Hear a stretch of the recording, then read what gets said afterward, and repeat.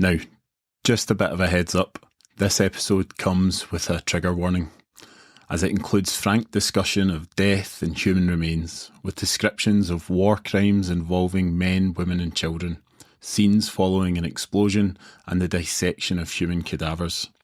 Some listeners might find this all a little bit distressing, so please take care when listening, or feel free to skip to another episode of the Higher Biology podcast. This podcast is sponsored by Lecky textbooks, revision guides and practice papers, everything you need to learn, review and prepare for your senior phase assessments. Browse the books at www.leckyscotland.co.uk and get 40% off using the discount code LeckyPodcast40.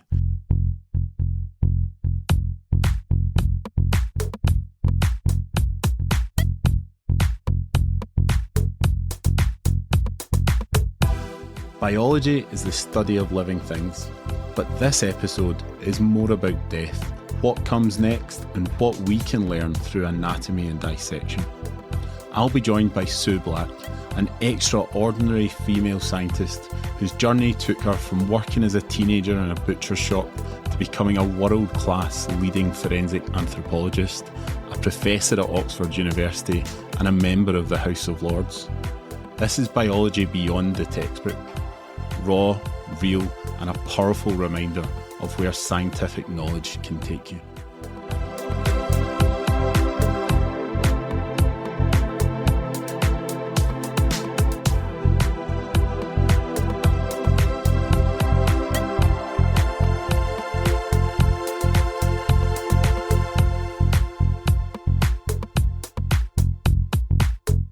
Welcome to the podcast, Professor Dame Baroness Lady Sue Black of Strome. Now, when I studied at Dundee University, we just called you Professor Black, and it sounds like you've been fairly busy since then. Is there any chance you can shed some light on some of your new titles, and maybe to avoid the podcast overrunning, we can maybe still stick with Professor Black? I'm delighted to be as few titles as possible, because you will remember I'm somebody who doesn't like a title. The only title I think I've ever earned in my life was being a doctor, because that came at the end of my PhD. I became a professor because I got the job at Dundee, so I don't know that I necessarily deserve the professor title. I was given an OBE and then a DBE by Her Majesty the Queen, which was in relation to my work in Kosovo, so that's why I became a dame. Then when I went into the House of Lords, because you become a peer, so I take the title, I'm not a lord, therefore I'm a baroness. So that's the equivalent of a lord in the House of Lords. And then last year, very kindly, His Majesty the King made me a personal gift, which is to make me a lady of the most ancient and most noble order of the Thistle. So that's how it happens. You get old enough and they just come your way. And do you get a free parking space anywhere with any of it? You get nothing. You get absolutely nothing. Not even a free cup of coffee. We'll stick with Professor Black. But before we do that, can you take us back to Sue sitting in her biology class at school? What was your own favourite subject at school? Biology, absolutely. I adored my biology teacher, and don't take that wrong in any sort of sense. He was the most marvellous teacher. He was so enthusiastic, and his name was Dr. Fraser. And if Dr. Fraser had told me to jump off a bridge, I would have done it, because he was just such a hero for me, because he inspired me and he made me want to learn things. And so at one point he said to me, I'm going to send you up to the hospital on a work experience. Go and see what it's like to be in a lab. And I came back from that and I said, that's what I want to be. I want to be a medical laboratory technician. And he said to me, no, you're going to university. And I didn't know that I could, because nobody in my family had ever gone to university. But because he told me I had to go, I went. And he sort of kept an eye on my career all the way through, which I didn't really know. And then when I was asked to go and do a lecture from the Royal Society of Edinburgh to a school, they said, which school would you like to go to? And I said, I'd love to go back to Inverness Royal Academy. And unbeknownst to me, they'd taken him out of retirement, so he was sitting in the audience. And of course, he didn't look a day older, but I certainly did. And it was just so wonderful, because one of the pupils asked me, why do you do what you do? And to be able to point to him and say, because that man believed in me, was really the biggest gift that I could repay him for it. So he's a person solely responsible. And now we still send each other Christmas cards and emails and such things. So I'm in touch with him many, many years later. Teachers are so important. Was that journey from Sue being inspired by Dr. Fraser, was that a straight journey, or were there kind of twists and turns before you picked up all of these titles? No, I don't think anybody's pathway is ever smooth. But what does happen is you get to a certain age. Steve Jobs, who said this, that there's so much time behind you compared to what's in front of you, that you have that confidence to stop for a moment and to look behind you, and you can see the path you've chosen, and you can see those points where there was a crossroads that you made a decision which route you would go down. And I can see now where those crossroads were, and I can see the decisions made and how they contributed to where I am now. So the biggest one was my father. My father was a tremendous shot, and I just adored my father, and I took any opportunity to go out with him. And so when he went out shooting, and it was always for the pot, it was never for sport, I would go with him. So from about the age of 5, I'd think nothing about carrying home dead rabbits or pheasants. And my mother would cook them, but she was a bit squeamish. So I would get the opportunity to sit at the back door with my father, and he'd teach me how to skin a rabbit, or how to pluck a pheasant, or a good Scottish word, how to grill a deer. And so again, young age, up to my elbows in blood and dead bits of animal, didn't faze me because it meant I got to be with my dad. And when I was 12, my father said to me, "What job will you get?" And I thought he meant when I grew up, but he meant when I was 12. And the expectation, being a good Scottish Presbyterian, was that you would learn what it was worth to work. And so I got a job in a butcher shop because it just seemed a perfect natural extension of what I did with him. So every Saturday, every holiday, I worked in the butcher shop up to my elbows in blood and muscle and bone, and felt perfectly at home. In biology, in school, I was much happier with the animal side of biology than I ever was with the plant side. And so when I went to university following Dr. Fraser's advice, I really worried by the time I got to my end of my second year that I'd made a mistake, because I wasn't really captivated by anything in particular. And then in the before I went into my third year, you had to specialize. And I went and I spoke to the anatomist. And she told me that what I would do in anatomy for a whole year was to go into the dissecting room and to dissect a human cadaver from the top of the head to the bottom of the toes. And I thought, I can do that. That's the butcher shop. It's a different animal, but it's the butcher shop. And the day I walked into the dissecting room was like crossing a Rubicon. I knew I'd come home. Whatever I did in my life, the biology and the anatomy was where I belonged. And that set the real pathway from that point forward. Yeah, and I suspect Dr. Fraser's biology textbooks and his biology lessons probably started with a similar theme that my own do and biology teachers across the country do, and that we always start with defining biology as the study of living things. But you seem to have picked up your career right after the final chapter, and Yeah. I guess that pathway becomes clear as we look back over that childhood period. I think that's true to a large extent, but when we're working with the dead, what we're actually doing is looking for evidence of who they were and what they did when they were living. So actually written within you is your life and your experiences. And it's our job, we're trying to identify who was this person. Well, how do I know that they were male or female? How do I know how old they were? How do I know if they walked with a limp? All those characteristics that were true of them when they were living, so that people who are missing them can say, that sounds like that person, and then we can bring them together. So I do definitely work with the dead, but I work with the dead by using and extracting backwards information about them when they were living. I still vividly remember my first experiences at Dundee, and the brief time that I spent doing any anatomy. And I remember the feelings that came with that as you step in. Can you tell us a little bit about your own experience the first time that you stepped into an anatomy room, and the first time that you did begin to look at a human cadaver? Yeah. So, I mean, I was, oh gosh, what would I have been? 17, 18, 19, maybe 18 and 19. And you walk into an anatomy department and there is a smell. You will know what that smell is. Formaldehyde. If whatever the chemicals are that a department is using, it has a smell that is not like any other department. So No, I could tell you what Aberdeen's smell was like. So you walk in and you can smell it. So many of your senses are assaulted. You can smell it. Sometimes the chemicals are so strong you can actually taste it as well. And you walk into the dissecting room for the first time, and in Aberdeen, it was like a very grand old Victorian conservatory. So it had opaque windows around the side, it had a glass roof, it had parquet wood flooring, and there were about 50 tables. Now, these are metal framed tables that had a glass top, and the body lies on the glass top and it's covered by a sheet. So when you walk into the room, you see 50 tables all laid out in perfect lines, and underneath there is a mound, and you know underneath each and every one of those is a dead body. And it's that moment when you realize one of those is there for you.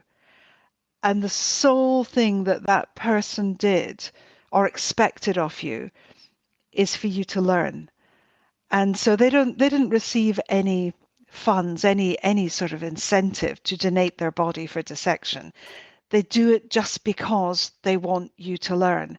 And I can remember feeling the weight of responsibility on my shoulders, thinking, this man that I'm going to dissect, who I never knew and will never know as such, I will get to know him better than he ever knew himself, because I will look at every single aspect of his anatomy. So there's a real responsibility, there's a real awe, there's dignity, there's decency, there's respect. All of these just come flooding in.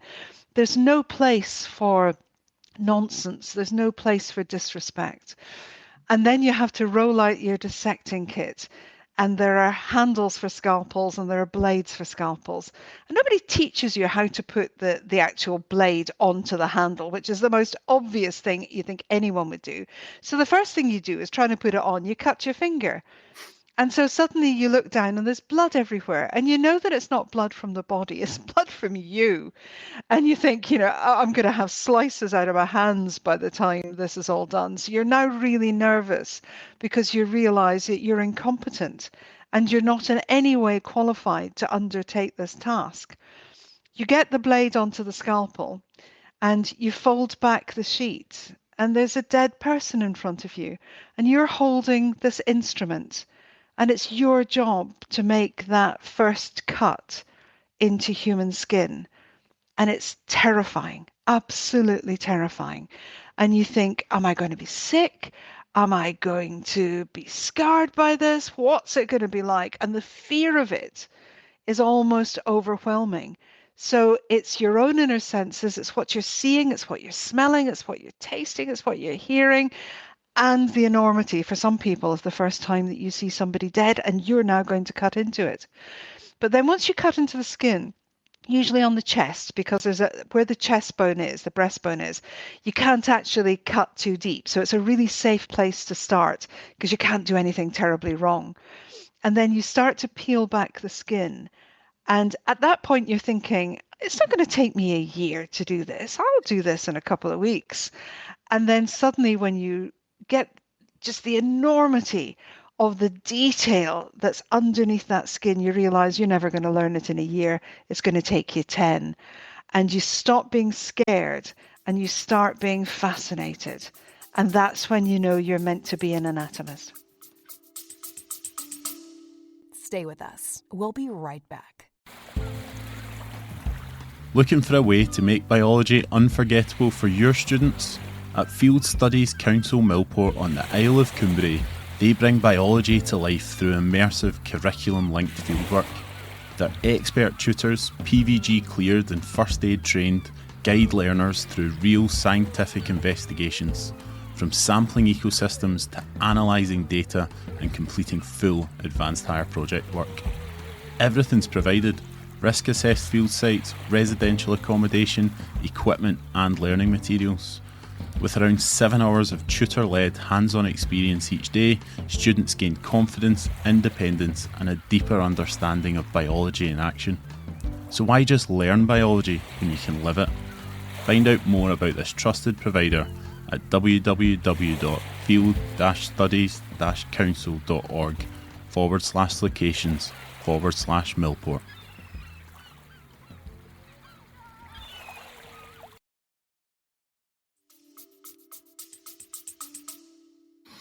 And that has then obviously shaped the rest of your career. What can you tell us about your own job and tell us about the work that you've done, just in terms of for young people that maybe don't have an overview of what it is that you do? So I am at my core a human anatomist. So I understand form and function. And part of my job in the past has always been to teach students some anatomy, because it's difficult to learn it all yourself. Sometimes you do need somebody to guide you. So I am a teacher and I am an anatomist. But I didn't want to go into the field of anatomy at the time that was focusing on cells. I'm not very good at cells and microscopes, never was. I didn't want to go into genetics because I found it's so mind-numbingly boring for me to have to count fruit flies and decide whether they had pointed bottoms or rounded bottoms. And apparently that had something to do with their genetics, and I never understood it. So I knew there were certain aspects of anatomy that I just couldn't go into. And I'm also pathologically terrified of rodents.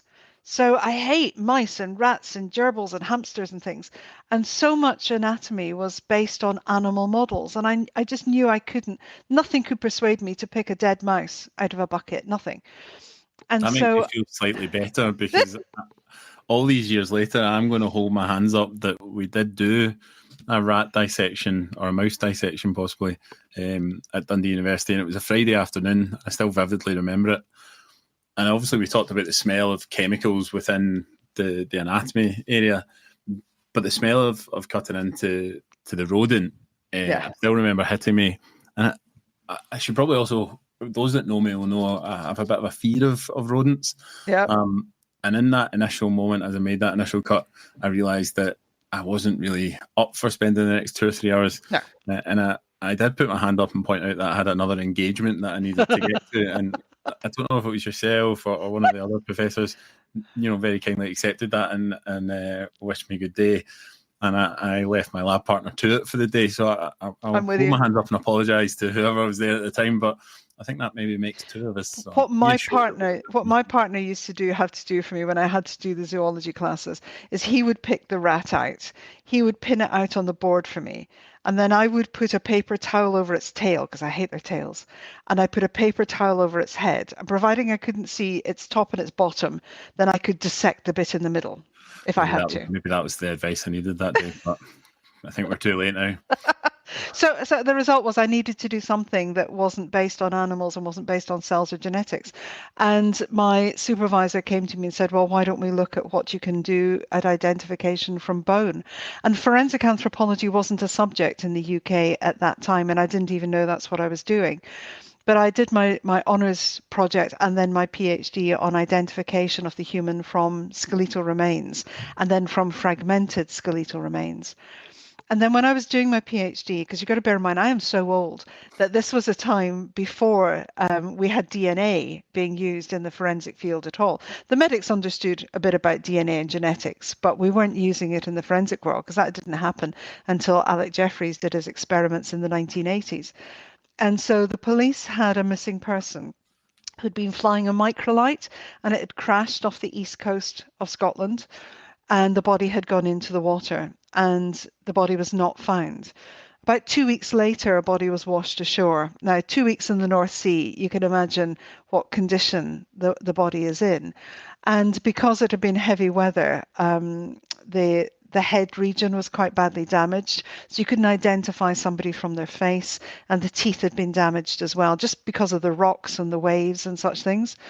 And because the body had been in the water, then the top layer of skin degloves off your fingers, and so you lose the epidermal fingerprints. So this body got washed ashore, and the police said, look, how do we identify who this is?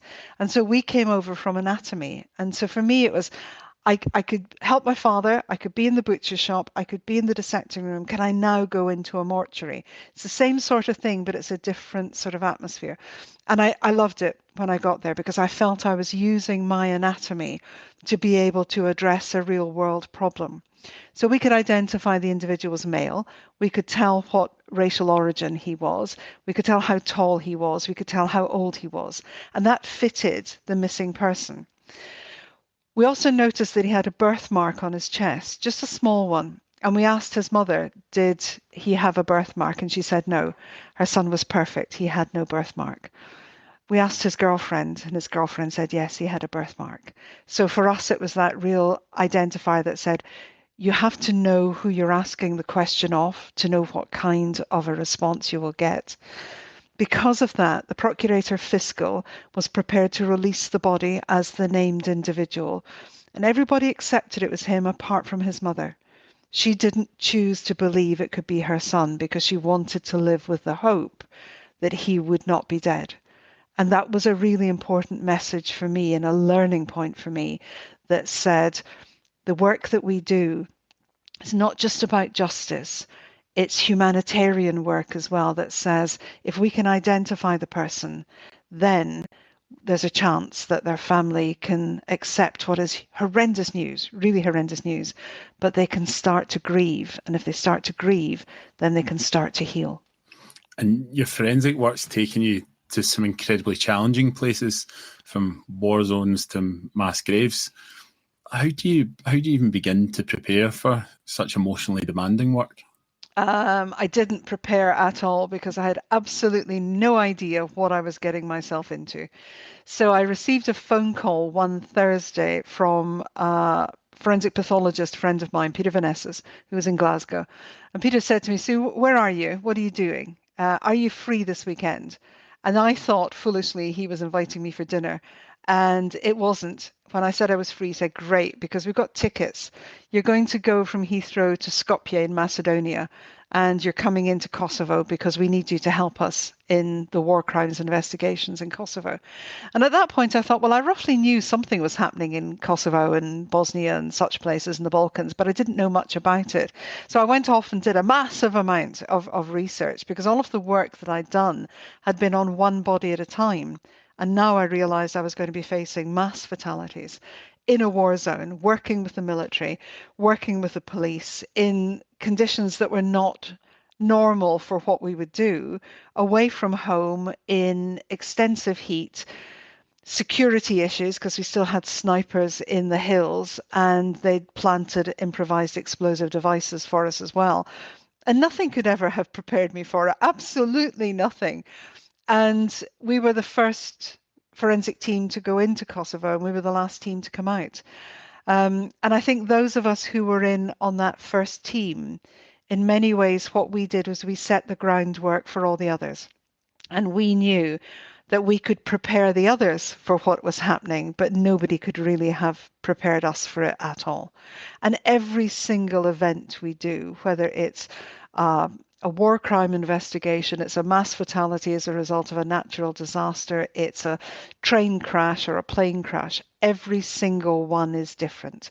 There's elements that are common that you've learned and you know what are best practice, but every single one is different. If you have aviation fuel everywhere, you're going to have to behave differently than if what you have is a bomb on an underground, for example. So no two are ever the same.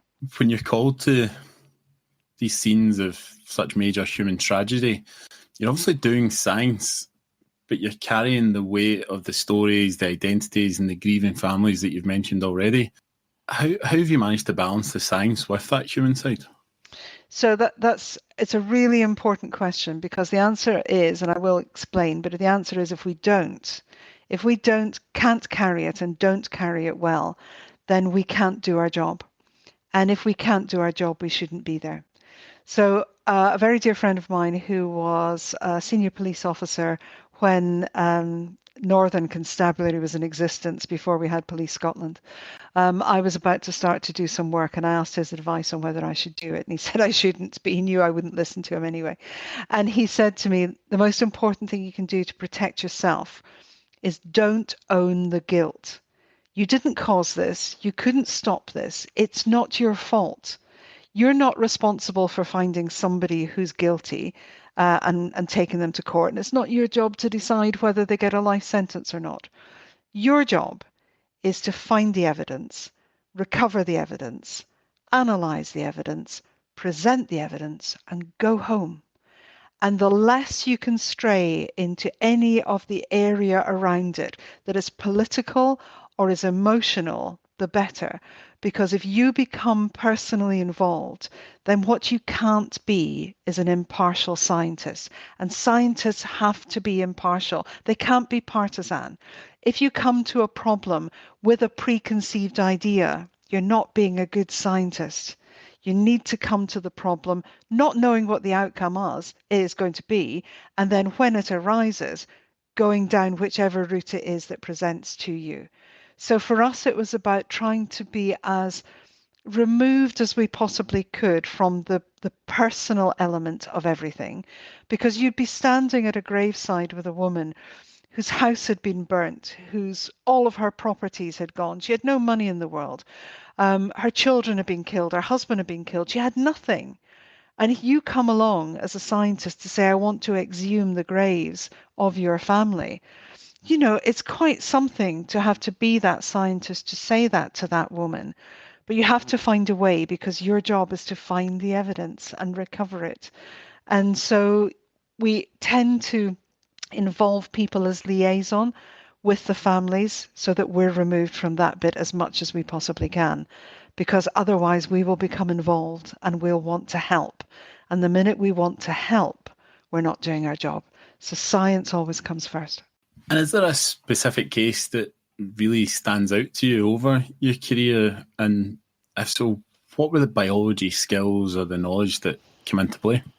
Every single one stays in your mind. Every single one. That doesn't help the answer. I know it doesn't. Yeah. But there is always something. And for me, it was in Kosovo. Kosovo taught me a lot about myself, as well as about my colleagues and about the whole issue of international politics and man's inhumanity to man. But we had a case where there was a family, and the family came out of the city and went up into the hills and lived in the hills because they felt it would be safer away from the militia. And at a weekend, they would come down out of the hills to do shopping or whatever it would take. And when I say travel, we're not talking about a car. The mode of transport was a tractor that used to pull a trailer. Now, I'm not talking about a big tractor. I'm talking about something that looks like the thing that you cut your lawn with. And so Dad was driving the tractor, and on the trailer behind him was his wife's sister, their mother, and their 8 children. And their 8 children ranged from a 6-month-old baby through to 2 14-year-old twin boys. A rocket-propelled grenade exploded the entire trailer. Every single person on that trailer died. And he was sniped. He was shot in the leg. And he managed to get down off the tractor. He crawled away into the undergrowth, and he had to lie there because he knew if he came out that he would be shot. And so he waited until darkness descended. And what he did, most incredibly, was that he collected together all the pieces of his family that he could find. And he dug a very big hole, and he buried them in that hole.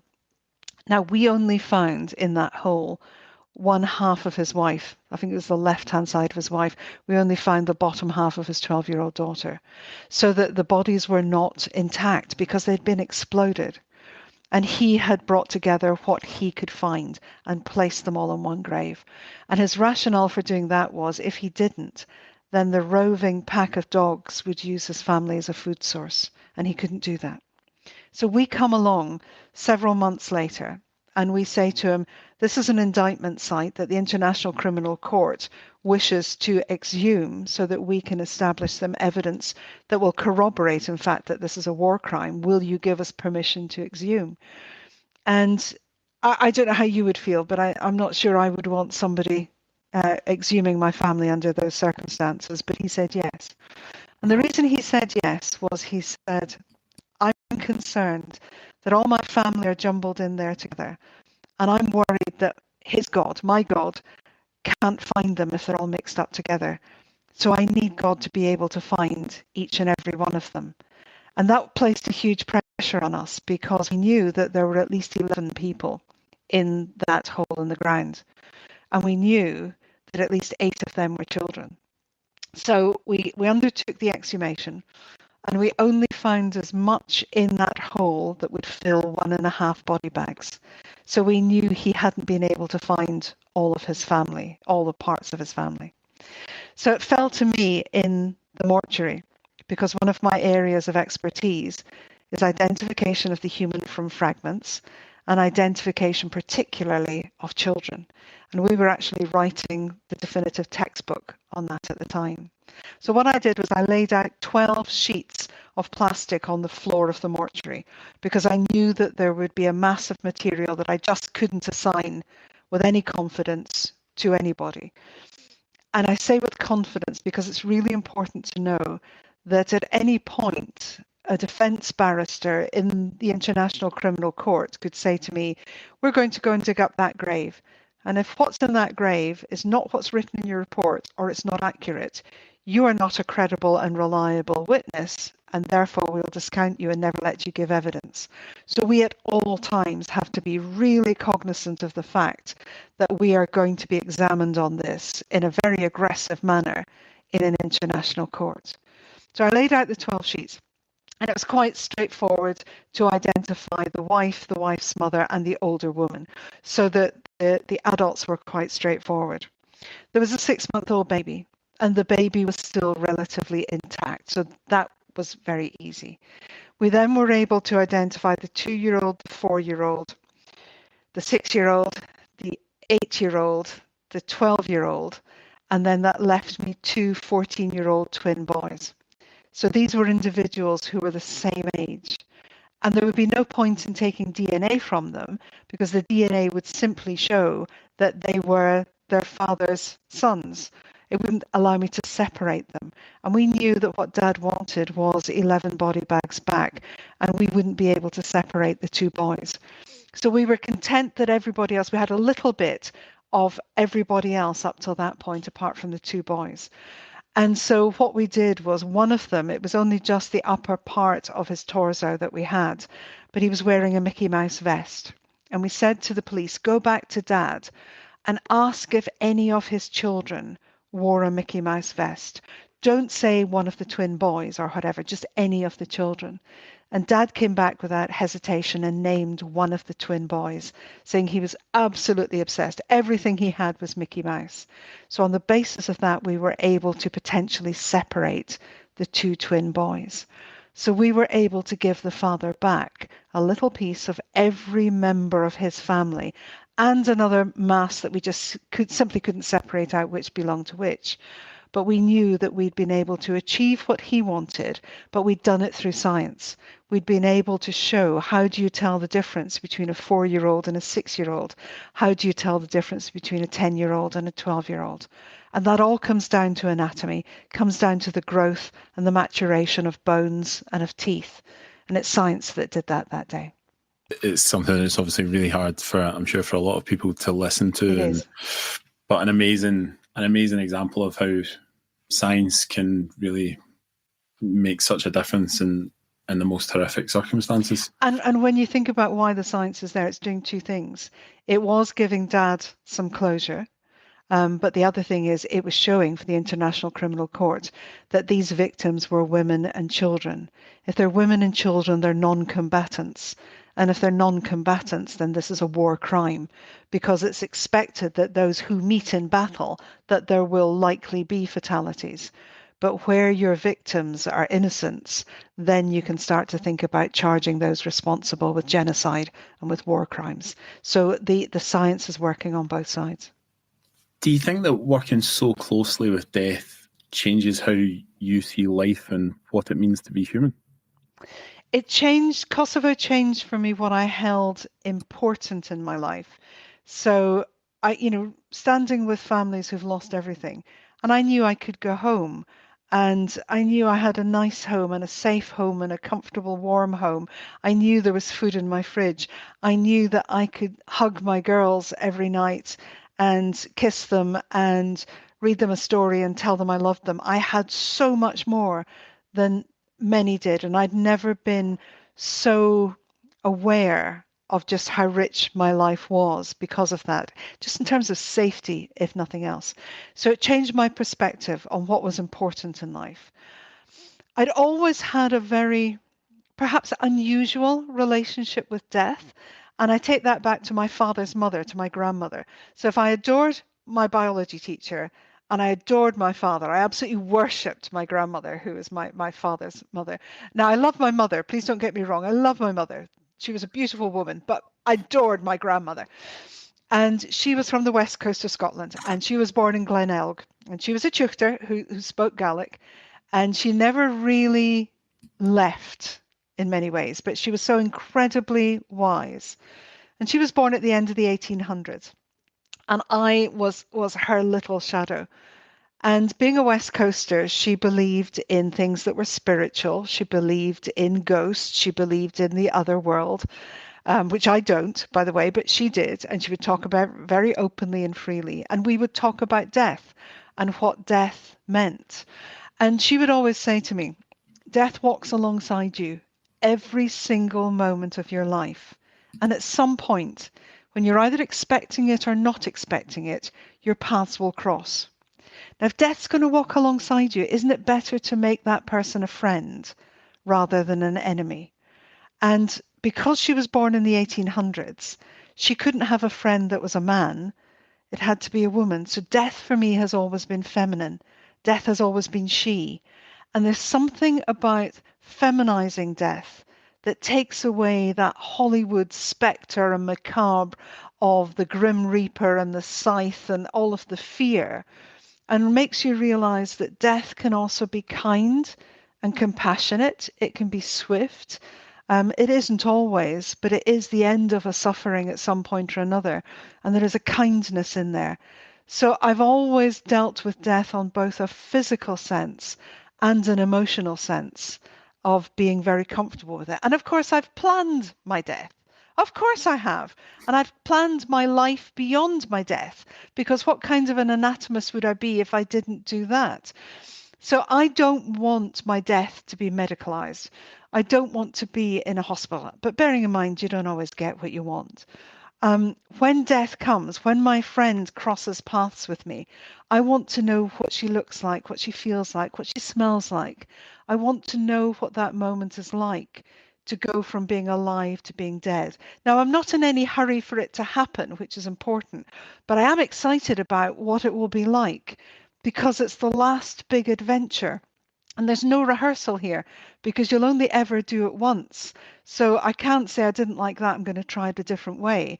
I've got to know what it feels like. But then I think it's such a waste to be dead, because there must be some value to be on there. And of course, for anatomists, there is. So of course, I've bequeathed my body to the anatomy department in Dundee, because I want to be embalmed in Dundee. But I've been very specific in that I don't want to be dissected by medics or dentists. I want to be dissected by scientists, because they have so much more time, and they will literally go into every single cell of my anatomy and pull me apart into so many different pieces, because that's the way they'll learn. And my anatomy becomes their knowledge in the rest of their life. But that's not quite enough for me either. So what I've said is collect together all the muscle and the fat and the skin and things and cremate that. That'll go up in smoke, because the ash that you get on cremation is from the bones. But my bones are too valuable to be burnt. So what I've asked is that they collect my bones. You need to boil them down, because you need to get all the fat out of the inside. And then I want them to use my skeleton for teaching, because my intention is to be a teacher for the rest of my death, because I have no intentions of ever not working. And my children, they're not children, they're grown women now, they do think I'm slightly off the wall. But they did say, it's really rather interesting, because normally when you lose a parent or anyone you care about, you go to a place to mourn them. And in places like Mexico, where you have the Day of the Dead, they celebrate the dead. And my daughter said, we could actually come and visit you, because you'll be a skeletonist. Yeah, you can. And for me, that just feels completely normal, but that may just be us.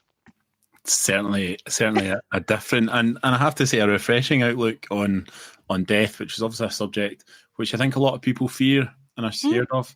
And I So, think yeah. you're right in that, but that's because it's become so medicalized and it's been removed from us. So in the past, when Granny died, her body was put in the coffin and she was laid in the front sitting room. And everybody came and sat with her and told stories about her and grieved her while she was there. Now, when you die, the body's taken away. You never see the body. And it sort of has that mysticism that, we like to create the fact of the macabre and, that the sort of ridiculous stories associated with the dead. Trust me, the dead don't move. They don't move. They don't talk. They don't make noises. When you leave the dead there, when you come back in the morning, they're still in the same place. They're very, very well behaved and they're very, very polite. There is nothing to be scared of in the dead. I do love the idea that, and I'm not just saying this to flatter you, but I do love the fact that genuinely one of the most inspirational teachers that I know, myself and others that have been through Dundee University while you were there, came across the fact that you'll continue teaching there for a long time. I wonder, do you think to terrorise my students? Yes, possibly. But do you think the dead can sometimes teach us more about life than the living? In some cases, I think they teach us a lot. Whether they teach us more than the living, I don't know, but they can teach us a lot. They teach us about ourselves. So I had the great honour of being with my father when he took his last breath.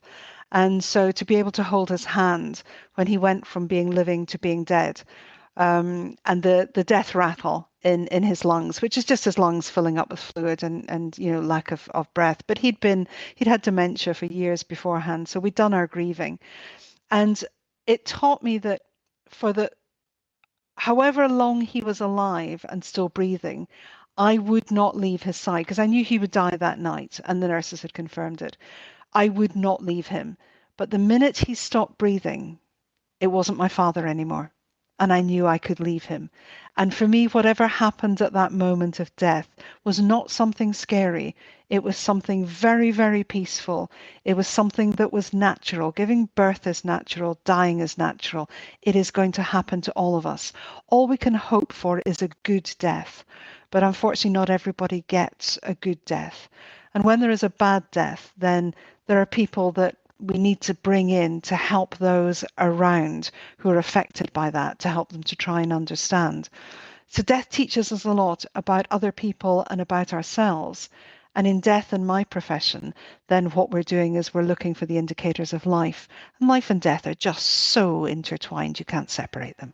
No, definitely not. Obviously, throughout your career, you've had a front row seat to the evolution of forensic science, as you've explained a little bit already. What would you say are some of the biggest changes you've seen in how we use biology in criminal investigations? Oh, it's Alec Jeffreys. It always comes back to Alec Jeffreys, one of the loveliest scientists I have ever met. And Alec Jeffreys was sitting in his laboratory in Leicester doing his medical genetics experiments. He'd got cell lines from his team, his laboratory team, and all their families.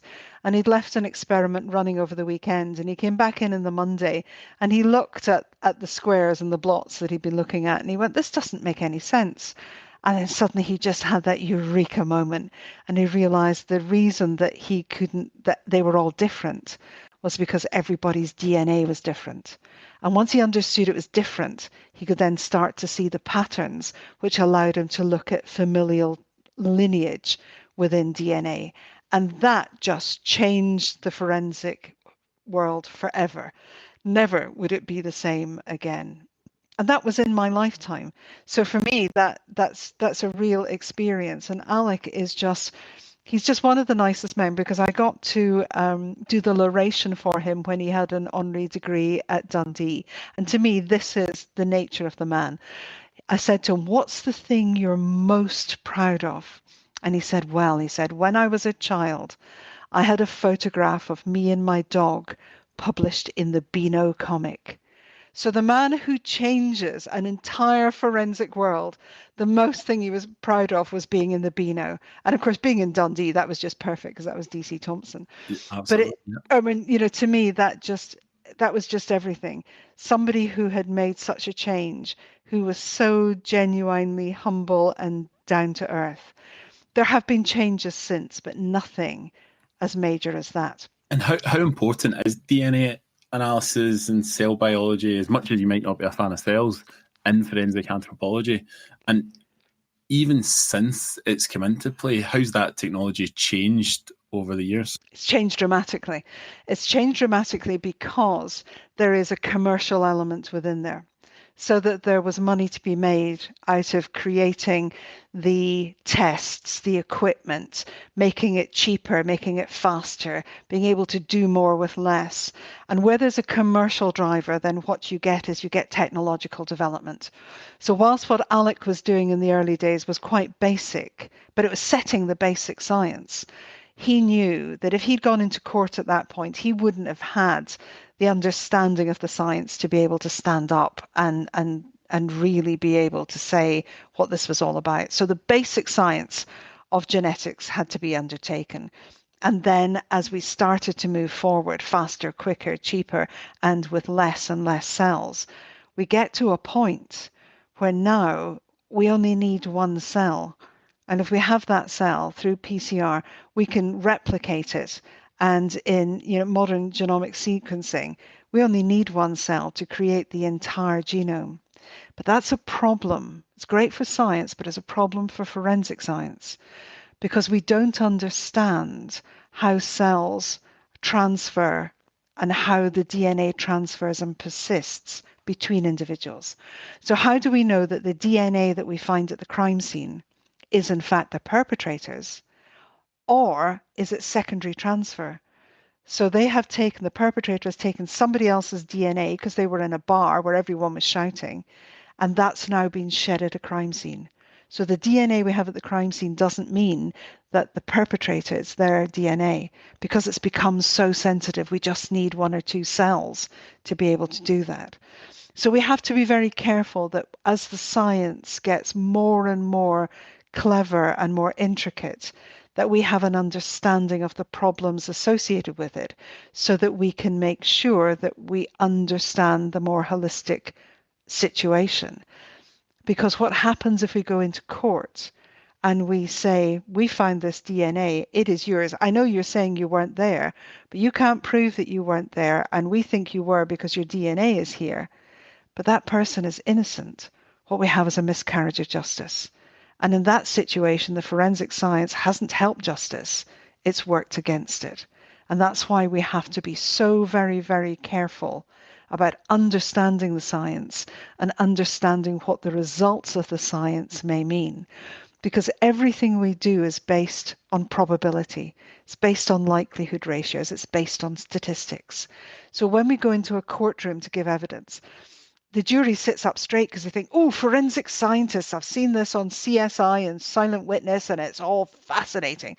And we stand there and we talk about probability, p-values, likelihood ratios, Bayes' theorem, and you can see them cloud over, and they're so utterly disappointed that the real forensic scientists aren't the same as the ones on the telly, because we actually focus on the science and not the glitz that goes with these programs, which are about entertainment, not about education.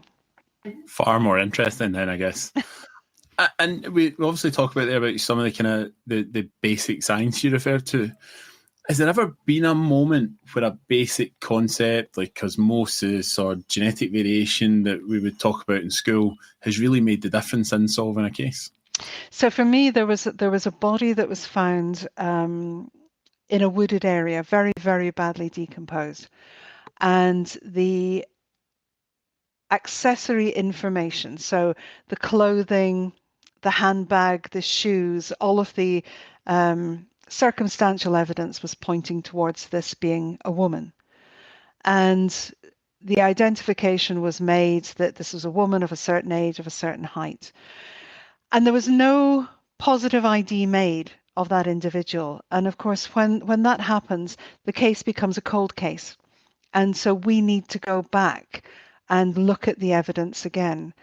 And fortunately, there had been x-rays taken of the body. And when I looked at the chest plate, because the chest plates have been removed, because that's what happens in a post-mortem, I could look at the cartilage that sits between the ribs and the sternum. So you have bone on either side and you have cartilage in the middle. And as cartilage ages, it ages in response to things like hormone levels. So that if you have high levels of testosterone, as you might expect in a male, then you get a particular pattern of bone laid down in the cartilage. And if you have bone being laid down under the influences of estrogen, then you get a different pattern. And when I looked at the pattern of bone deposition in the cartilage, which is about hormones and about cartilage in relation to its turnover to hormones, this said to me, this is male. This isn't female. This is a male pattern ossification. But everyone's saying this is a female. And what we found out was that what we had was an individual who was transgender, who was biologically male and transgendering into a trans female and taking hormones. So we had a mixture of both male and female pattern of hormones influencing how the cartilage was changing. And that allowed us to identify the person. So it was the basic principles of how cartilage responds to hormones.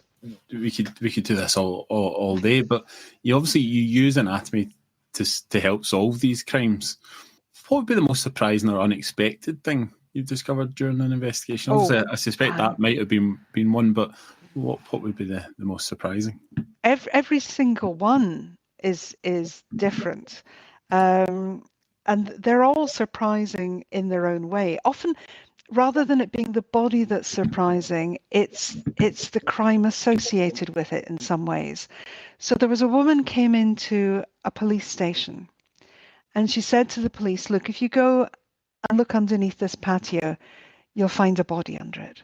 And what she said had happened was she used to look after the old lady who lived in that flat. And when she went in to look after her one day, the old lady had died. Now, rather than informing the police or the services or anyone, what she did was she buried the old lady under the patio, which of itself is not a normal thing to do. But when you realise that what she did was she carried on collecting the old lady's old age pension, you can see why she perhaps didn't want to confirm that the individual had died. So she was committing fraud. So we went away and we lifted the patio slabs and we exhumed the body. And I said to the police, "Yep, the body's there, but it has no head." And they said, "Well, don't be ridiculous. Of course it's got a head." Excuse me, I know what a head looks like. There is no head. And I said, and if you look at the last vertebra that we're looking at, I think the body's been decapitated. And so they go back to the lady and they say, well, we have found the body of an elderly female that fits with the description of the person who lived in the flat, but we've been unable to find her head. Can you help us? And she said, "Oh, yeah, it's in a plastic bag in my shed." She said, I just didn't quite feel that I could bury her looking at me, so I removed her head. And every time I moved house, I took her with me. And it became known as the head in the shed case. And you think, how does that happen? Because if you wrote that in a novel, nobody would believe you. And it's often the circumstances around the crime that are ridiculous. The body itself is usually fairly predictable. Wow, nobody would have made that up. And I guess particularly in the world that we live in, which is so full of so much misinformation, quite often we're not sure what to believe or what to trust, and sometimes even about science. How do you think we can teach young people to trust science and ask good questions and think critically? That's all of the things that you'll have had to do. That's such a good question. And I think, much of our media doesn't help us, particularly in relation to forensic science, because it's being portrayed as entertainment. And, when you go into a courtroom and there's a jury, they all sit there and they go, yeah, I know what forensic science is because I've watched all these programs and I've read Val McDermid's books and such things like that. And while some of that has a truth in it, it isn't the entirety of the truth. And we are seeing a real problem in forensic science, and let me explain why. There is no shortage of young people who think this is a really cool field that I want to get into. I want to become a forensic scientist. And universities will put on courses, as will colleges, to encourage young people to come and study forensic science because they think they'll get a cool job. The vast majority won't get a job in forensic science because there just aren't enough jobs. And if they do, then the chances are the forensic science for them will be standing in the lab with a piece of fabric in front of you that somebody else has cut away, and you're being told to do a test on it. You're not involved in the case. You don't know the context of it. You don't know where it's come from. You don't know where it's going to. Not surprisingly, because it's not well paid, young people don't stay in forensic science. And so we have a real problem. We have a real leaky pipeline because it's being portrayed as something it isn't. So for me, as you'll remember in Dundee, I didn't want to create an army of forensic anthropologists because there wouldn't be jobs for them. I wanted to create an army of anatomists because anatomists will go out and become teachers in schools, or they will become teachers in universities, or they will become radiographers, or they'll become something else, taking their anatomy with them, but also taking their forensic knowledge with them. And if they find themselves in a position where, like me, they're able to help a police force, then they've got the skills. So I think it's important for our scientists to be very careful that they understand where they want to go with their science and be scientists first. That's the most important thing. Don't want to be somebody on the telly who's introducing, these real life crime dramas and such things. That isn't science. The science is what you do when you have a theory and you go away and you test it and you get it wrong and you come up with another theory and you test it again and you get it wrong and you are determined you are going to crack this one way or the other.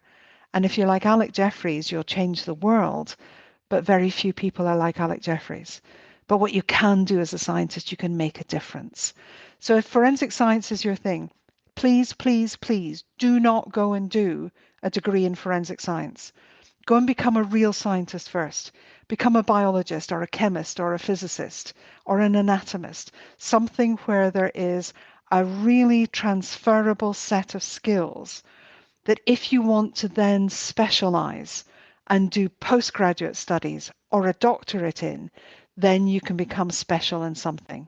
But go get your scientific basic principles and skills under your belt. When I spoke to chief constables who were being interviewed in a panel in the House of Lords, I said to them, would you employ students from a forensic science course? And they said, no, we want to employ biologists or chemists or physicists, and we'll teach them how to be forensic scientists. Science first, always science first. I think that's really insightful and really useful information for young people to get. And obviously a lot of our young people will currently be studying the SQA Higher Biology course. If you could design a new unit for the higher course based on your career and everything that you now know, what would it be called and what would be in it? Oh, that's really interesting. Because first of all, I don't know what's in the course, but I should because my granddaughter will be studying it next year. So I should know. She's just done her Nat 5s. I would want to have something in there about identity because we are such narcissistic primates in that we care how we look and we care how other people look. So identity and physical presence are really important. So I'd want to have a course that says, how can we identify you from your iris? How can we identify you from the veins on the back of your hand? How can we identify you from the tiny little bone that sits at the base of your skull? That just blows my mind. So there's an area of bone that forms around your inner ear. And your inner ear is where you have balance and you have hearing. And that bit of bone forms when you're a fetus inside your mum, because your inner ear and your middle ear are the same size when you're born as they're going to be when you're an adult, because they can't grow, because the connections have to be perfectly made. So that bone was formed when you were a fetus inside your mum. The minerals and the constituents that made up that bone came from your mother's diet. So when we analyze the bone that surrounds your inner ear, we can tell what your mother was eating and where she was in the world when she was pregnant with you. That blows my mind. That's science. Yeah, that's amazing. And you've obviously, through science, we kicked off with how many awards and honours, including the life periods that you've picked up. But what achievement are you most proud of, and why? You obviously talked about other people's sort of proudest moments, getting in the Beano, but how does that look for yourself? For me, it's always my girls, but that would be a trite thing for me to say because I'm so inordinately proud of my girls. But for me, they named a science laboratory after me in a school in Aberdeen. I won't mention the school because that would be inappropriate for me to do so. But for me, that was just to be able to go back to a school and to see your name on the door that was your lab. That touched my heart. If we go back to where we started with Sue in our biology class, if you could speak to her now, what would you tell her? Oh, so much. I would sit her down and I would bend her ear for hours because she was a little redhead who was overweight, had no confidence in herself, had no belief in herself, thought everybody else was smarter than she was, had massive imposter syndrome. The only person, not the only person, but the most important person who saw through me was my biology teacher, Dr. Fraser. And I'd go back to her and I'd say, listen to him. He knows what he's talking about. He sees something in you that you can't see for decades to come. Trust him and believe in him. And that would have been the best thing that I could have done. And I would happily allow you to bend my ear and Alex's ear for hours on end, but we're obviously getting to the end. And I think that's a really great message to end on for all our young people. But thank you so much for coming on to Higher Biology podcast. As I said earlier, one of the most inspirational people that I've benefited from having a small insight into my own education. And obviously for decades to come, young people can look forward to studying your bones. Thank you so much, Dr. Downey. I'm going to give you your full title because you deserve it. I don't even have a doctor. You're not a doctor. I thought you were Mr. Downey. No, Mr. Downey. You want, you can loan me one of your titles. I give you an honorary one right now because you should have one. Frankly. Yeah, I'll take it. So Mum and Dad will be proud of that. I am so pleased to catch up with you again after so long. And you are doing the job that is most important because you can be the biggest influence on young people. And we can all look back and remember the teachers who were awful. And heaven knows there are awful teachers. But in our hearts stay the ones that made a difference, the ones that cared. And you have such an important place and a role to play in instilling that confidence and that encouragement in young people. I think you do an amazing job. Yeah, well, I think on behalf of biology teachers everywhere, I'll accept that one because there's certainly plenty around the country who deserve those plaudits. So hit subscribe on whatever platform you get your podcasts so you don't miss the rest of our short summary episodes nor our regular episodes with leading experts. And remember, this quick summary is intended as just one element of your broader revision plan. There are lots of resources available via Glow, such as Scholar, as well as BBC Bitesize. Or why not check out one of Lecky's great revision books and use the code LeckyPodcast40 to get 40% off on their website, www.leckyscotland.co.uk.